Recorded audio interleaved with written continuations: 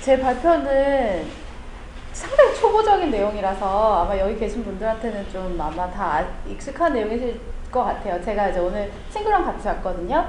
자기 파란색 옷 입은 언니인데 이제 사실 그 친구랑 같이 이제 이런저런 이야기를 하면서 아주 좀 기초적인 이야기부터 좀 해보자 싶어서 발표를 준비했고요. 시작하겠습니다. 제가 오늘 발표할 내용은 이제 유기농 쉽게 먹기인데, 사실 유기농이 이제 쉽게 먹기 어려운 제품이기 때문에 유기농까지는 아니더라도 건강한 음식을 어떻게 하면 좀 더 쉽게 먹을까에 대한 고민을 좀 해봤던 이제 이야기를 좀 드리려고 해요. 저는 용인 수지에 살고 있는 닉네임 글라스 정유리고요. 제가 원래 어렸을 때부터 좀 이런 음식들 되게 좋아하면서 즐겨 먹었던 것 같아요. 아시다시피 농심 제가 되게 좋아하고요. 짜파게티, 너구리 제가 제일 좋아했던 라면이고, 뭐 라볶이, 분식, 뭐 오뎅부터 시작해서 제가 또 미국에 있을 때는 또 버블티도 많이 먹었어요. 그리고 났더니 제가 이런 상태가 돼버렸어요. 이게 2009년도예요. 제가 딱 30이 됐을 때인데 초면에 상당히 죄송하고 이런 사진 보여드려서 네. 그래서 이런 상태로 한 3년 정도가 흘렀어요. 그러다 보면서 되게 상당히 제 나름대로 변화가 필요하다는 생각을 좀 했고 고민을 시작을 했는데, 생활 습관을 좀 바꿔보고 그다음에 수면 습관도 좀 바꿔보고 건강식품도 좀 많이 챙겨 먹어보고 하는데, 결정적으로 제가 식습관을 좀 많이 변화를 줬을 때 결국은 저한테 많은 변화가 있었어요. 그래서 유기농을 좀 챙겨 먹어야겠다는 생각이 들었는데 너무 어렵더라고요. 그래서 일단 비싸고 맛도 별로고 찾기도 힘들고, 근데 제가 아직 결혼도 안 하고 아직 임신도 안 했는데 그런다고 이런 피부를 살 수는 없잖아요. 그래서 이제 제가 원칙을 좀 몇 가지만 찾기로 시작을 했어요. 완전히 유기농을 먹는 게 불가능하다면, 그렇다고 안 먹을 게 아니라면 좀 먹긴 먹을 거라면 이제 몇 가지 원칙만이라도 세워서 그나마 좀 건강한 음식을 먹을 수 있도록 해보자 라는 생각을 해서 일단 꼭 피해야 할 재료로 밀가루랑 튀긴 음식을 좀 골라봤어요. 제 나름대로 고른 거예요. 그러니까 밀가루는 사실 시중에서 파는 밀가루는 거의 방부제가 반반이라고 말할 만큼 방부제의 덩어리라고 할 수가 있어서 저는 밀가루를 하는 음식은 거의 안 먹으려고 하고 튀긴 음식은 지나갔고요. 그 다음에 이제 꼭 피해야 할 첨가물도 사실 아까 원재료명 보면 되게 모르는 단어가 많았잖아요. 그리고 첨가물에 대한 안전성에도 아직 논란이 많이 일고 있는 상태인데, 논란이 있다면 차라리 저는 그냥 안 먹는 게 낫다는 생각을 합니다.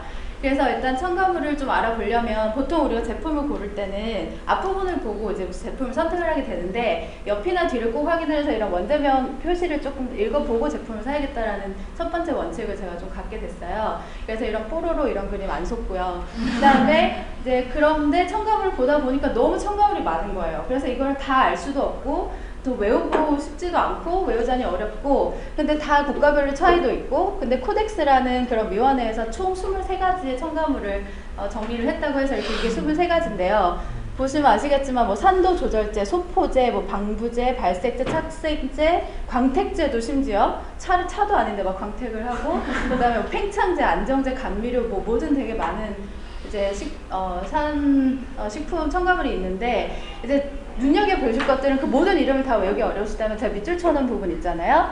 이제 이거는 감미료랑 착색료에 대한 이제 첨가물 종류인데요. 뒤에 보시면 나트륨, 그다음에 몇 호 네, 그런 거에 조금 이제 착안을 하시면 되는데, 이제 옆에 있는 게 그 감미료에 이제 좀 샘플이 좀 들어가 있어요. 그래서 아스파탐이 주로 저희가 많이 알고 있는 이제 첨가제고, 여기도 보면 우유인데도 딸기 향을 넣고, 그 다음에 두 번째로 이제 보존료나 방지제 같은 거, 방부제 같은 걸 이야기를 하는데, 거기도 보시면 밑줄 친 데 보시면 뭐 나트륨, 칼륨, 칼슘 이런 것들이 붙으면 대부분 안 좋다고 하시면 돼요. 안 좋다고 생각을 하시면 돼요. 이걸 다 외울 수는 없으니까 그런 것만이라도 좀 피해보자는 제 나름대로 원칙이 좀 생겼고요. 그래서 그 샘플을 좀 보여드리면 뒤에 보시는 것처럼 나트륨, 칼륨 붙어있죠. 그러면 안 드시면 돼요. 네. 그래서 그런 것들 위주로 저희는 이제 산화 방지제라고 그냥 붙어 있는 것도 있고, 나트륨이라는 그 구체적인 명이 들어가 있는 것들도 있고요. 그다음에 세 번째로는 이제 표백이나 향을 담당하고 있는 아이들인데, 얘네들도 마찬가지로 나트륨. 그러니까 나트륨은 다 정말 말 그대로 그냥 먹으면 안 되는 악마의 음식이라고 생각을 하시면 됩니다.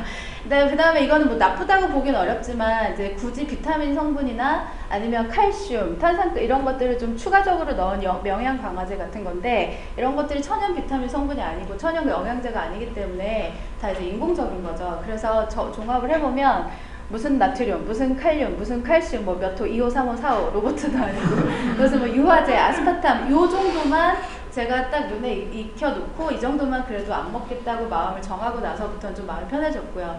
또 하나 마지막으로는 이제 동물 실험인데요. 이런 식품 첨가물을 개발하는 단계에서 동물들한테 이 실험을 하는데 어마어마한 양을 실험을 하더라고요, 보니까. 그래서 제가 개인적으로 동물을 되게 사랑하기 때문에 동물을 위해서라도 좀 안 먹자고 생각을 했고요. 단 스트레스는 받지 마시고 이렇게 건강하자고 하는 건데 너무 스트레스를 받으면서 그래도 유기농을 찾아 먹다 보시면 좀 힘들 수 있으니까 그냥 좀 편한 마음으로 좀 자기만의 기본적인 원칙을 좀 세워보면 어떨까 해서 발표를 준비했습니다. 감사합니다.